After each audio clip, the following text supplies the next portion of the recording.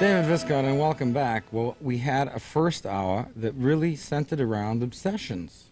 And that's really interesting because we had a 28-year-old woman with a 16-year-old lover obsessed over him because she was feeling rejected and her life wasn't going together. And we had a man who was infatuated with a celebrity whose life wasn't going anywhere. And he was, like the celebrity's ability to be open, talking about Howard Stern there for a bit.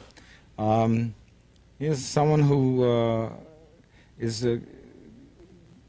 confused over the fact that she's obsessed with her lesbian lover and didn't know how to break up from her husband. A 29-year-old guy obsessed with a 63-year-old woman the exact age of his mother. I mean, this is out of textbooks. Do you know what this is? It's amazing stuff. Donnie, are you with me, Dottie? I'm right here. I have, on line 14, we have Diane, and you've heard some terrible neighbor problems in your life, but this is one of the worst ones I've ever heard of. Diane, okay. Diane. Uh-huh. Hi. Hi. How old are you, Diane? 29. Neighbor problems? Yeah. What? Well, it involves my fiance. She didn't really, steal him. She wasn't blatant about it. The whole thing was she was so underhanded and sneaky about the whole thing. I've been neighbors with her for 4 years. I mean, we live inches apart. We share, a townhouse, the stairs, so this is how close we live. Go ahead. What happened? She's desperate for a man. And the thing that really bothers me, this is what my problem is, that... How can you be laughing when you say that? Because it's so mind-boggling that a man would even want this woman. That I can't even believe that I'm calling about this, because she is so godforsaken ugly that I'm just shocked at this whole situation. This is what's driving me crazy, because I consider myself a good-looking girl, and I can't believe that I have these problems over an ugly girl. Where do you go with a call like this? I don't know. That's why I'm calling. It's so bizarre. It is bizarre, and I'm trying to get a handle on it. So how did she make a play? I mean, what's your relationship with her before this?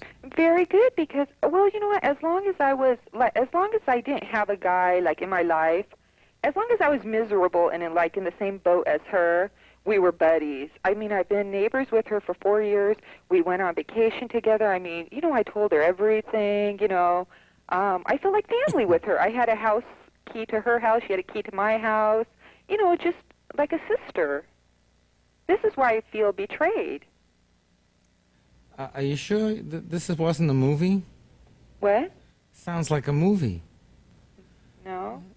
Yeah, probably Fatal Attraction, but she's a woman. No. There was another movie about two roommates that was like this. Oh, that just is out now? Single Yeah. white female? No, it's nothing like that. Well, it's kind of like that. Isn't that interesting? Well, I saw that movie, but I didn't think that was... All right, but something's... you told her everything about your life, and then she moved in on your boyfriend.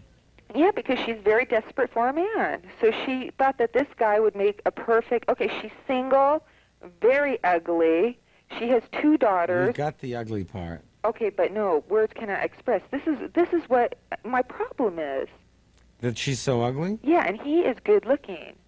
And I trusted, those two together because I didn't think that I would get, so stabbed in the back. Because she was so ugly. Yeah. The thing you had counted on to protect you didn't have any protective, repellent potential. Right. So anyways, my thing is now that, okay, so he's out of the picture, but she's still in contact with him. Okay. And do you ever talk to her? Well, I tried. And what is it like? Like talking to a wall. She skedaddles as fast as she can when she sees me. And what do you talk to her about? The last time, what do you try to talk to her about? Well, okay, first I tried to talk to her, civilly, and I said to her, how can you want to be friends with this guy? Because she used to always tell me things about him when we were engaged, do you think maybe he's gay? Oh, God, he's weird, and, things like that. And then it turns out, she's got the hots for him. So anyways, God, what was I saying?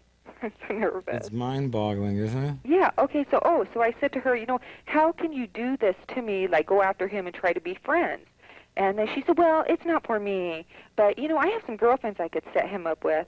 And I said, well, you better decide what's more important to you, finding a date for this guy or having me as a neighbor.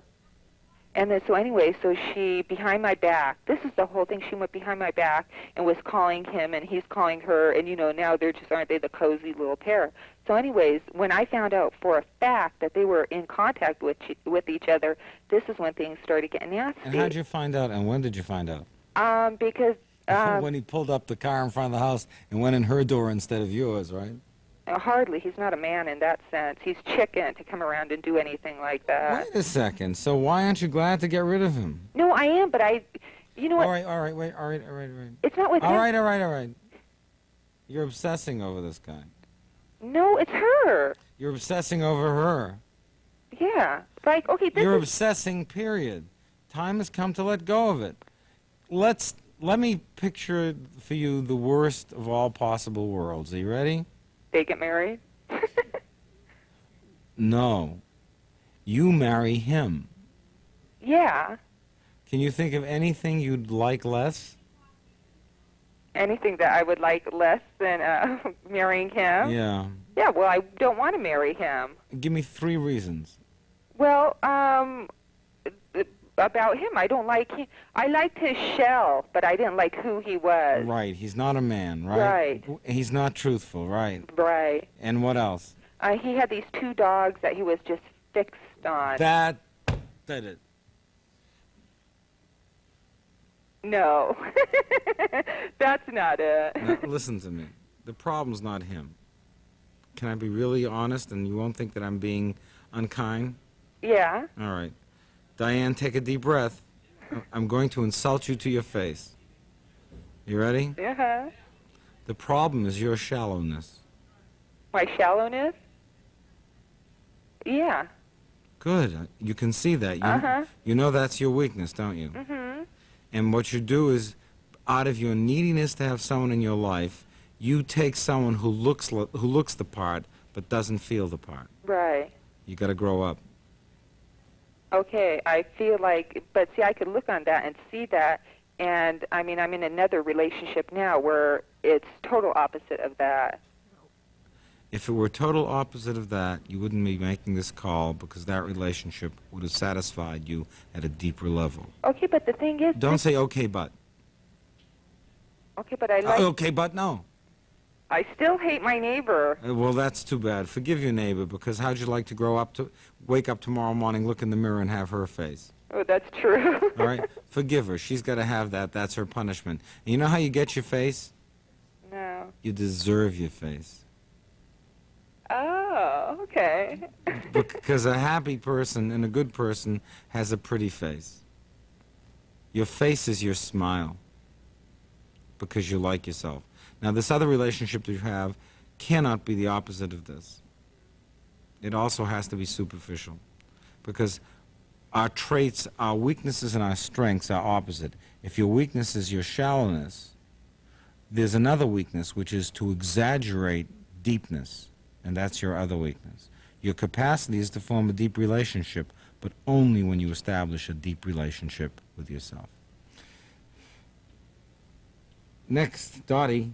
I'm here, David. I have Heather on line 16. She just found out that her husband is HIV positive. Heather. Heather? Hello. Hi, Heather. Hi, doctor. How old are you? I'm 30. Sad, huh? Yeah. When did you find out? Within the last month. Tell me how you found out. Well, he's a hemophiliac, and we had applied for life insurance, and they turned him down because of his HIV status. How horrible.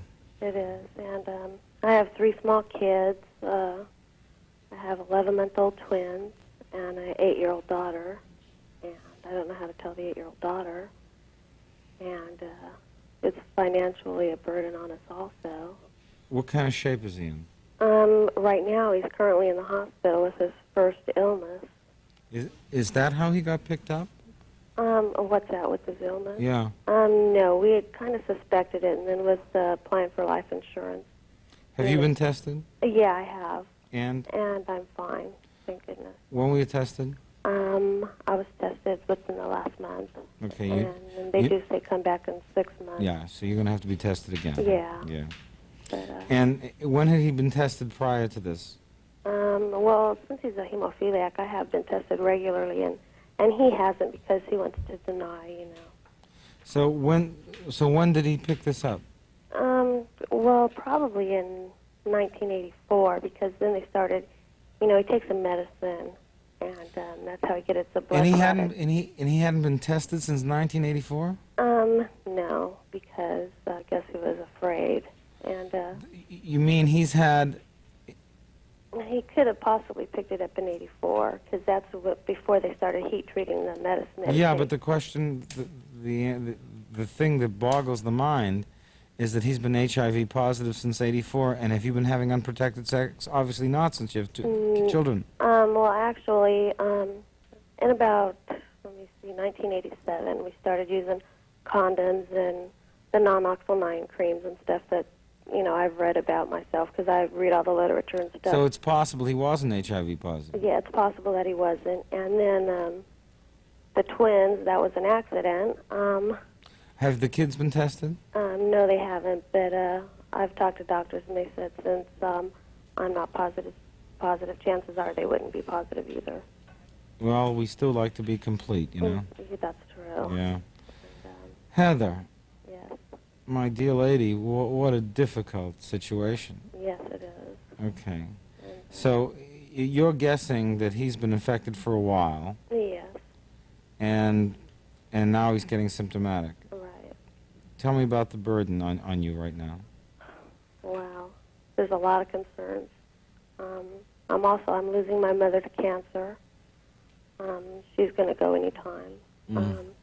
We're taking care of his mother, who lives with us, and she's paralyzed and incontinent, and it's like taking care of a 150-pound baby. And so I have a lot of burdens on myself, you know, and then financially, you know, we've gone through our savings account because he hasn't been able to work because that's another side effect of him having hemophiliac. He's been disabled, and his state disability ran out, and we're currently applying for Social Security disability, which is a lot of red tape you have to go through to get it. Oh boy, if there's anything we can do to help you with this, if you're so deserving. Yes, and I even applied for welfare, which, you know, I have a nice car, so they turned me down. You know, we bought a Mercedes 8 years ago, and you pull up to a welfare office in a Mercedes, and, you know, they laugh at you. Take the bus next time. Yeah, and lie. You know, you try to be truthful, and you don't get any help. And you can't really talk to your friends about it because they treat you like a leper. You know, so what do you do? Well, there's AIDS Project LA. Yeah. Have you contacted them? No, I have contacted, you know, a couple of different hotlines and talking to the social workers, and people are supposed to call me back, you know, Well, about financial help. It doesn't buy diapers tomorrow. no, but AIDS Project LA will help you get the diapers, and will help you get food, and will help you get the care you need. And they're wonderful people. Okay, no, I haven't even heard of them yet. Well, that's who you need. That's who you need to contact. Okay, I'll do that. And I wish I could give you a hug. Yeah, I wish you could too. It's so hard, and I wish it were an isolated incident. But you know, there are support groups, and there are people with the same problem. How's he doing, your husband? What's he in the hospital for? It's just with an infection, What kind? a blood infection, and you said it's not isolated. I know that for a fact because Wait a there's second. What do you mean a blood infection? well, they haven't exactly figured out, you know. Does he have septicemia?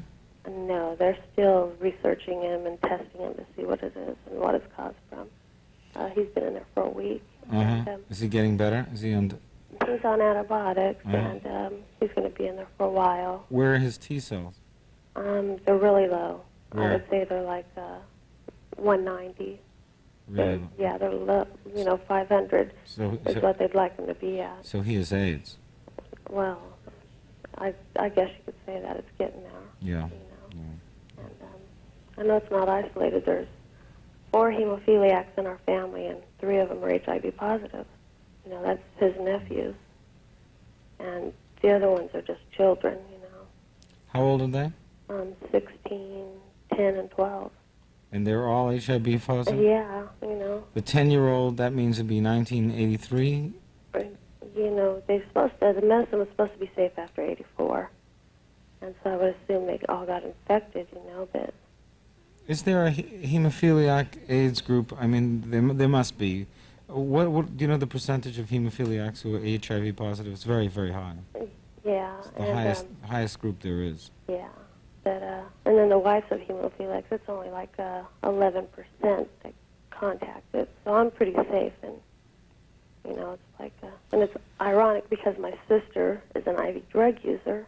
And she's not. No, she gambles every day with getting AIDS, and I can't even make love with my husband. Heather. Yeah.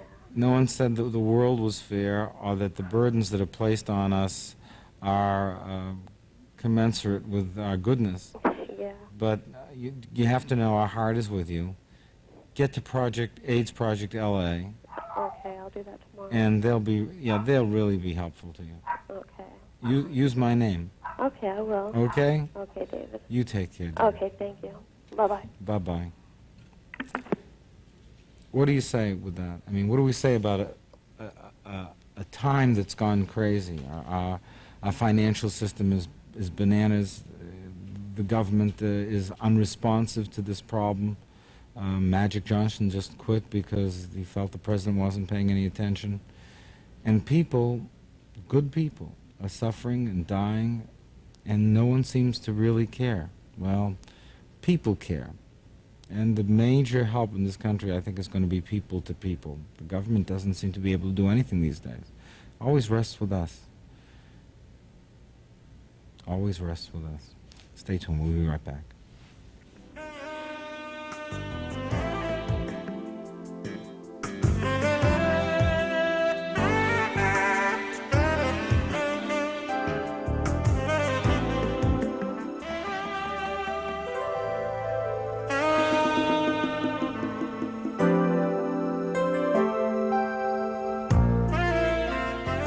Welcome back. David Viscott here with Dottie Archibald. Dottie, what do we have? Well, we have on line number 7, we have Sherry who's having some problem with her stepdaughter. Sherry. Yes. Hi. Hi. How old are you, Sherry? I'm 26. How old is your stepdaughter? She's 12. I have 5 daughters altogether, 2 natural and 3 stepdaughters, and she's the oldest. And what kind of problems are you having with her? Well, she's been going slowly out of control since she turned 10. What happened at 10? She began to menstruate, and she developed overnight, and she is built like a 20-year-old. She's just, it's incredible. She has a very nice body, but she's still emotionally, young. She's 12, and What do you say? What do you mean by saying she was going crazy at that time? she was getting real. She'd get moody and that type of thing. But then she would start playing little games, and then we're catching Little games like between just lies she would tell, and also between the relationship between mom and dad and me. All right. How long had you been her stepmother? When did you move in? It started just about 2 years ago, right about that age. Okay, so you're attributing it, strangely enough, to her menstruation. Well, that's part of it, and they're going Wait, through the divorce. Now, wait a second. But the main thing that someone would be going through would be the change in family. Yes. All right. Yes. All right, so the divorce was going at that time, and curiously enough, you said she was playing games with the three of you. Yes. What kind of games? Well, her neighbors where she lived at the time knew the family and everything before they split up, and they kind of saw it coming for years on end, and he hadn't really lived in the house, even though she didn't know it. The daughters didn't know it for over a year because they never saw their dad when he lived there. I'm not getting a straight answer. Okay.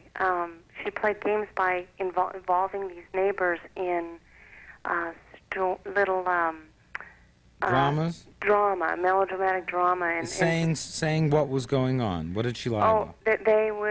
She would sit there and say things like, she would tell us things about her mom, and she would tell this neighbor lady things about her mom.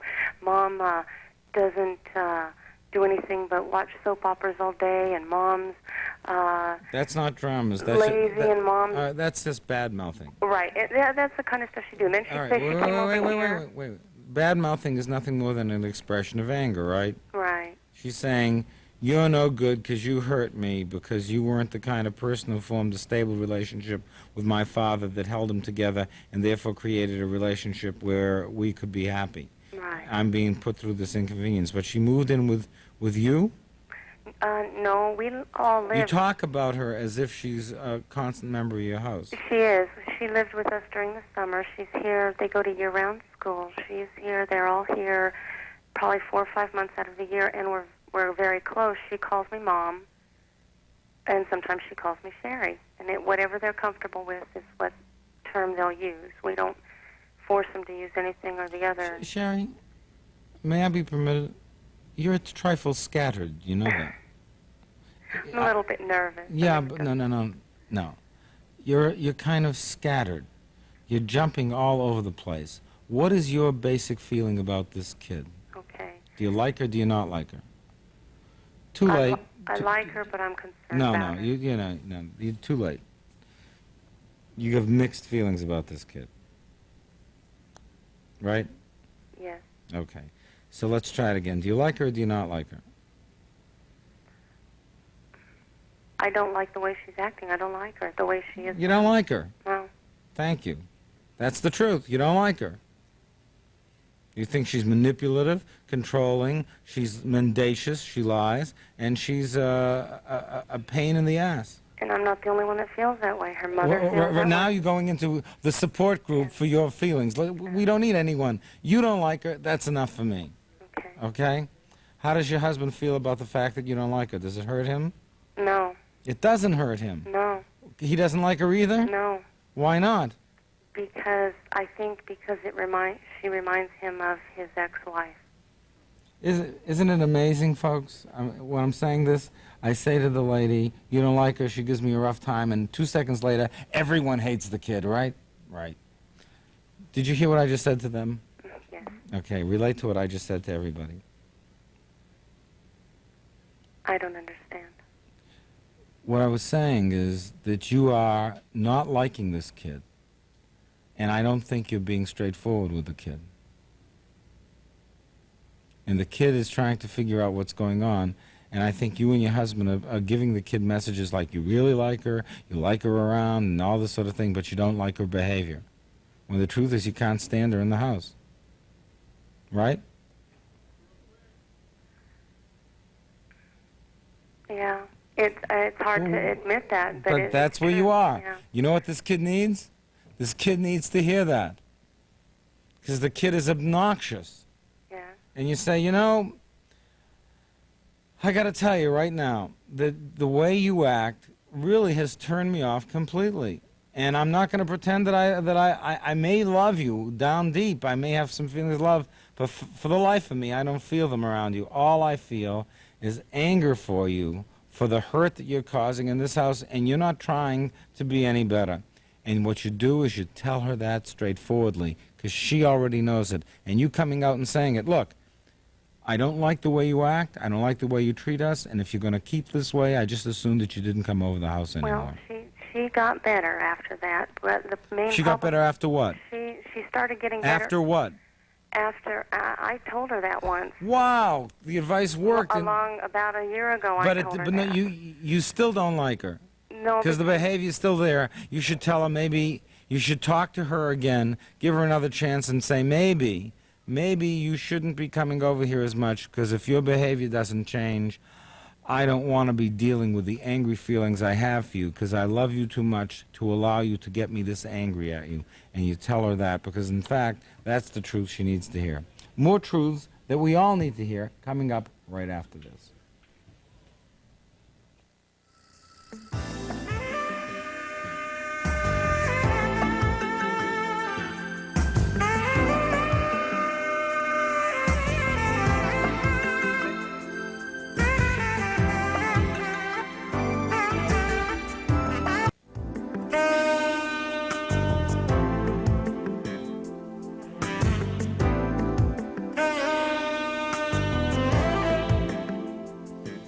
David Viscott, and as I look over what we go through here in an evening and see how each show takes on its own shape, the the most important thing about anyone getting better, anyone recovering from a state of hurt, addiction, or what, is telling more of the truth.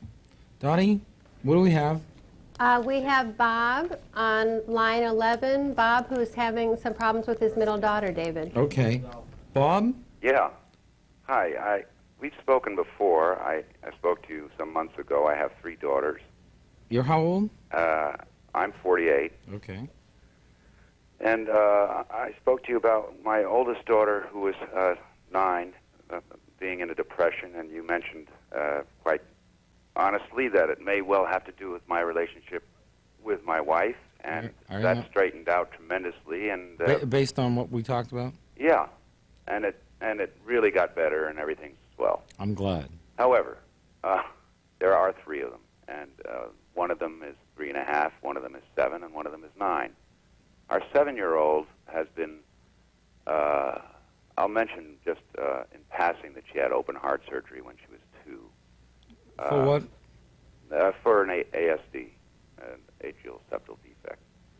I only mention it because I think that she's struggling between being the baby in the family and trying to compete with the baby in the family, and also... Has her growth curve approached normal again? Oh, yeah, she's totally well. And there's no... The pulmonary arterial saturation is normal and all that? Completely normal. Okay. Yeah. And sometimes these kids have psychological problems that are based on a sense of their fragility. Mm-hmm. Do they ever tell you that? Yes. And that can give them a sense of a feeling that maybe they're a little out of control. At 2 years old is a good time when a child is entering the controlling stage of development, and to be operated on in that period of time, of course, can have some traumatic side effects. What's going on now? Well, she's out of control in one area, and that's that she has bowel movements in her pants. Now, I got to tell you that I did too when I was a kid, and I did. Up until what age? I suppose maybe 8, 9. Not complete ones. I was just a mess, generally a messy guy who wouldn't wipe and wanted to play. But this young lady, she's...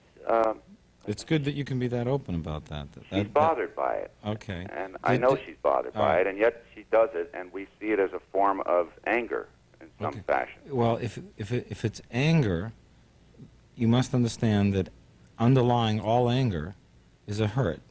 Mm-hmm. And you mentioned that she wants to be the baby, right? Yeah, she has to compete on 2 levels. Her older sister excels at everything, and her younger sister does. I understand, but the younger sister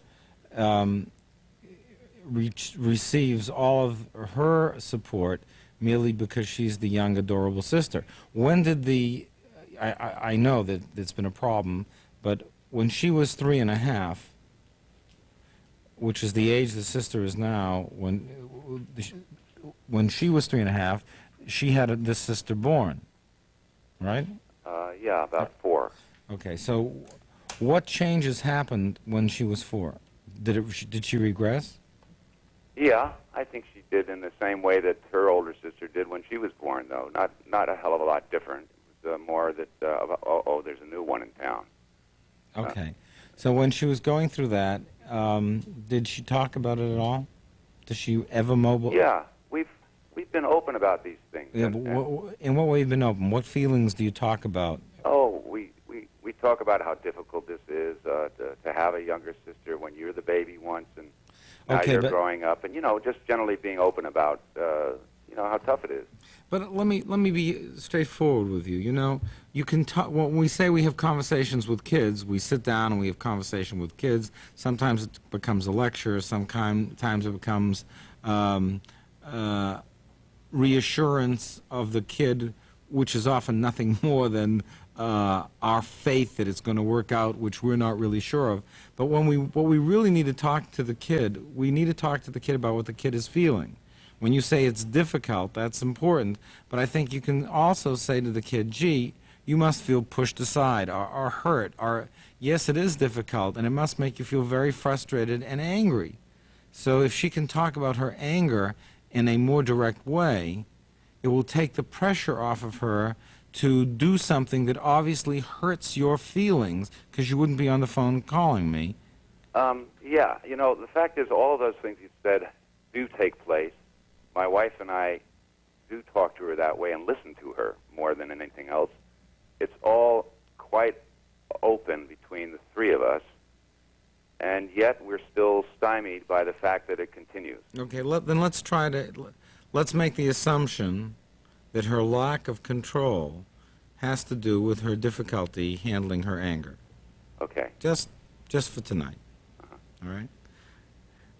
You're a very likable chap. You have a certain openness that's fetching. Okay? Thank you. You're welcome. It's also beside the point. Let's have dinner. No, go on. You also have a familiar voice. My mind just went. Hold on, let me grab a hold of this.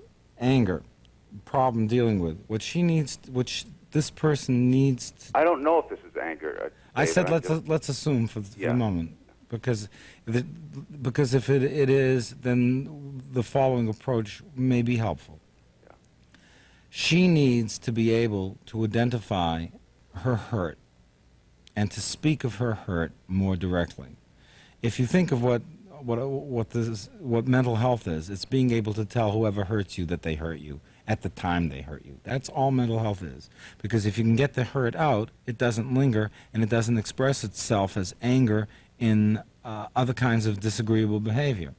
And since you're calling, you're obviously having a concern. Your concern is an anxiety. How is this going to turn out? It's another anxiety. Is this kid just like me? And was I really okay? And all the things that went on in your life at that time. And finally, it's is it safe to express feelings of hurt and anger and not lose your sense of being lovable? So she needs reassurance and support that she's lovable, which I'm sure you give her. And so that doesn't really work. But what she needs to know is that it's okay to get really angry and still be lovable. And this is the kind of kid for whom I would recommend something like the following. This is going to sound wacky, but what the hell, right? I would say, you know, sometimes when you feel angry, you're speaking from yourself, that what you like to do is you like to get out in the gym and punch a punching bag. And, you know, it really makes you feel better. I was talking to my one of my partners, and he said, what I really like to do is I like to go in the gym and I like to really throw the weights around. He's getting as big as a moose, incidentally.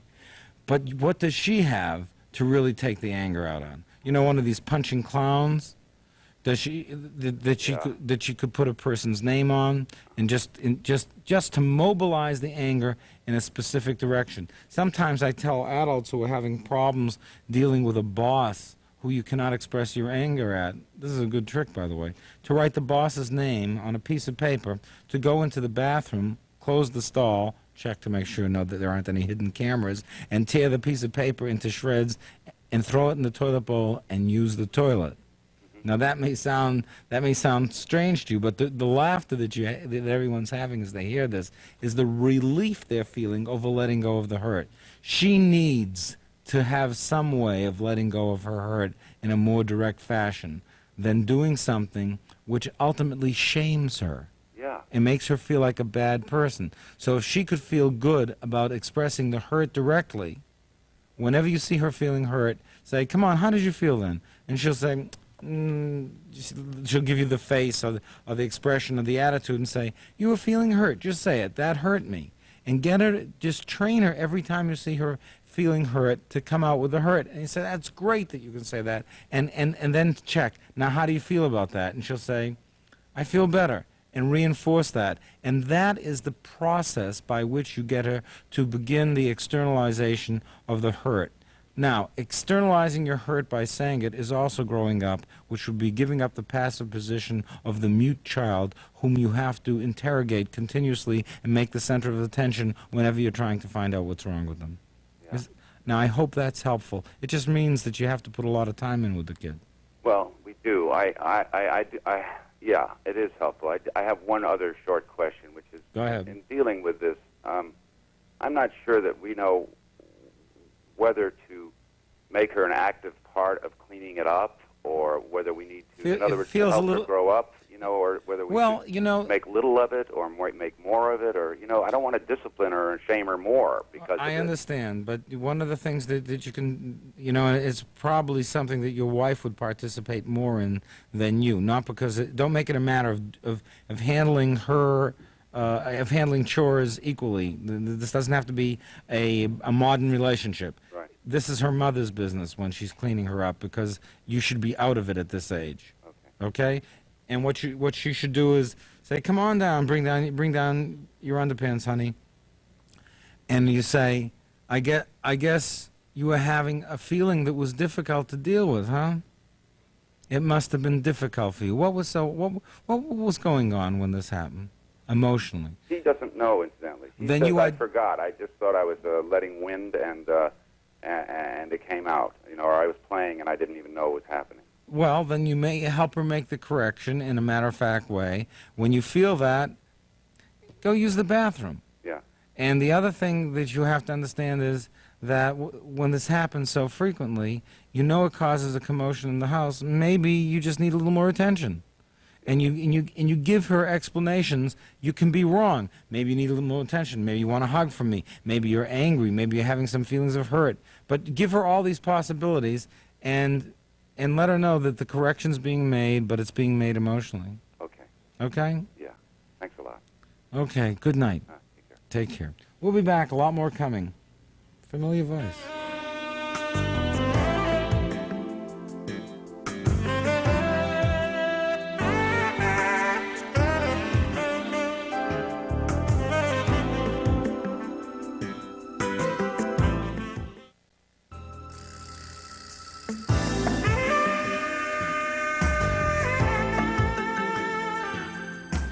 Welcome back, David Viscott. There's so many great calls here. And I'm afraid we're not going to have time for all of them, but let's at least try to talk to Annette and Robbie. They're on line number 10, a married couple with some serious problems. Annette? Yeah. Hi, Doctor. Hi, is Robbie there? Yes, he is. He's sitting right next to me. Do you have one or two phones? We have one phone. Okay, what's the problem, Annette? Well, I don't know where to start. We've been separated. We separated 5 days after our third anniversary, and it was really bad, to the point where we were screaming and yelling and just... I think he's abusive, verbally abusive, because he's always saying I'm making things up and calling me names and saying that he's surprised my old boyfriends didn't beat me up more often, and it didn't start like that. Did your old boyfriends beat you up? Some of them, yeah. Okay. And what goes wrong? What triggers one of these episodes? What's a typical episode like? He's been unemployed for like a year and a half, and like I would say, like call him up from work and ask him, did you look for a job? And he would freak out on me and say, if you don't quit giving me a hard time or bugging me or nagging me, I'm not even going to bother looking. And which I don't think he did really very much. He worked some, but I paid all the bills for a year and a half. But he wouldn't get me a credit card, and he would like throw in my face, well, you have no credit, and I do, and it's just really stupid stuff. But it's put him on for a second. Okay, yeah. Robbie. Hello? Hi. Hi, how are you doing? Pretty good. How does that sound, what she just said? Well, when she says abusive, I think that's kind of... Forget abusive. The fact is that, what is this business with when you telling her she doesn't have any credit? Well, credit as in credit cards and that kind of thing. I mean, yeah, it's been in my name, and I said that, if we were to split up, that the credit is still remaining in my name. Well, you changed your tone of voice as you said that, okay? And you put on a whole different mask. And I heard through that, and what I heard was someone who feels very insecure and is grasping at some source of identity, and I think you feel very bad about being unemployed. No, definitely. All right, I do. but I think that's a very, very major thing, because the fact is that she's the one who's working, right? Yeah, well, she's unemployed now, though. She just got laid off. Okay. So you're both in rough straits. But the main thing is you were picking on her and projecting onto her to feel better about yourself. Right? Yep. Right.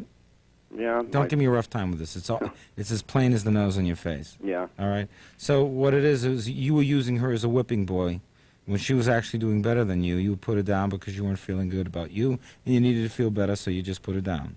Right? Well, I think that there's an explanation Well, on that. we don't care. Because We don't care. We just want you to establish that that's the truth, right? for that time, yeah. Yeah, that's abusive behavior. Do you own that? Okay, yeah, I understand what you're saying. And she feels abused. What do you understand what I'm saying? I'm telling you that's abusive behavior, period. You're beating her up emotionally for your own weaknesses that you won't face. That's abusive behavior. That's what abusive behavior is, incidentally. Okay. Okay? So, tell her you abused her. Now. I have done that. Tell her, now. I want to hear it. I'm sorry I've abused you, honey. I know I said some things I shouldn't have. What did she say in the back? She said thank you. It's important that you know that. I mean, no one says you're a terrible person, but everybody has the capacity to abuse other people, to be blind about their weaknesses, and to take advantage of others. The damage we do to other people is not in the damage we do to them, but in the denial of the damage and insisting that the other person is crazy for thinking what they're thinking when we hurt them. That's all. Yeah. In other words, you say, I've been a jerk, I did a stupid thing, I wasn't feeling good about myself, and I picked on you. Yeah, you know, and it'll say, that's exactly what I was feeling. Thank God I don't feel crazy anymore. But that's the abuse, making the other person feel crazy for the responsibility you will not take. Okay? But now, how do we get? We're trying to reconcile the marriage. All right, and, well, I'm there. I'm doing the next step. And it seems like mainly now, you know, we're real close to getting everything back together, but we still have stupid arguments about money. Well, of course, because that's what this let's call it what it is. That's what this depression is doing to people. It's making them insecure. It's making people who have been brought up to expect a lot for themselves and to have the American dream to feel like failures and to feel like they're worthless because they can barely hold on a job even when they're doing their best work. Right. All right? So it's very natural to assume that when the going gets rough, people are going to be rough on each other. All right. So what's needed is some love and understanding. And for you in this relationship, can you hear me in that? Yes, you can hear. I can hear you good. What the two of you need to be able to say is, she needs to be able to say, you're abusing me, and you say, you're right. I'm sorry. I didn't mean to do that.